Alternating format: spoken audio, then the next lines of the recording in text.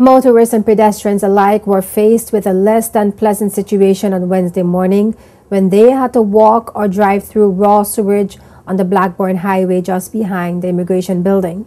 The sewage problem is not new to the area, as the overflows periodically reoccur, leaving many wondering when the permanent solution will be found for what is also fair to be a health hazard. JTV News' Walter Barrett has this report. It was not only the unsightliness that caught people's attention on Wednesday morning, but the unmistakable stench as well, as raw sewage spilled onto the highway between the Immigration and Diaz buildings. Some motorists quickly sped through the mess, while others slowed down, avoiding splashing the water onto oncoming vehicles or even people who had no choice but to endure the smell as they waited for transportation at the bus stop. JTV News contacted the Water and Sewerage Department on Wednesday to find out what the cause of the leak was and when it was expected that the problem would be rectified. We spoke with Deputy Director Bernard Grant about the most recent leak and were informed that the pump at the Water and Sewerage Department was temporarily turned off on Wednesday morning to allow divers at Slaney to conduct routine maintenance work on their service station. Grant said that each year work is done during this time to ensure that repairs and upgrades are in place in time for the hurricane season, and he assured that the pumps would be back in operation by mid-morning. The problem of the leaking raw sewage is not new to that particular area, and it was just January of this year when the recurring leak forced several businesses in the vicinity of the sewage problem to temporarily close their doors, businesses such as the Department of Youth Affairs and Sports, as well as the UNESCO building.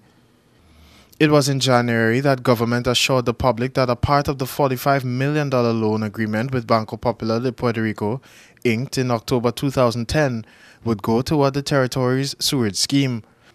The problem of raw sewage in the streets continues to be an issue of concern to many, and questions have been raised about the hazard that such leaks pose to human health. Last November, a burst pipe just behind First Bank forced several establishments to close until the problem was rectified some 3 days later, but not until the sewage had bubbled over onto the surface. The topic of raw sewage has been discussed on the airwaves, television, online news sites, and it even made headlines as a social commentary in this year's Calypso competition, as King Paido sought to raise an even greater awareness of the problem in his song, Rush It. There is a package from Fraser with pure filtered water. So rush it a little faster. Can't take the smell no longer. Just rush it, rush it, rush it, rush it, rush it all over town. Rush it from in Parliament, rush it from the government, rush it along the highway. Waterfront and we can stay. The talk of the town is rush it, rush it, rush it. So what are the health implications, if any, of the raw sewage?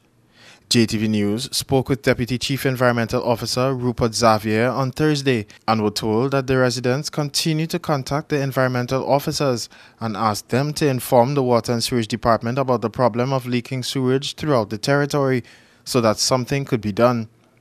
Xavier went on to say that although the sewage must come into contact with food or water in order to directly contaminate either of them and therefore affect human beings, there is the possibility of persons developing rashes and other problems if the water comes into contact with their skin. Xavier did agree, however, with the consensus of many throughout the territory, that the sewage problem is a situation that needs immediate attention. This is Walter Barrett reporting for JTV News.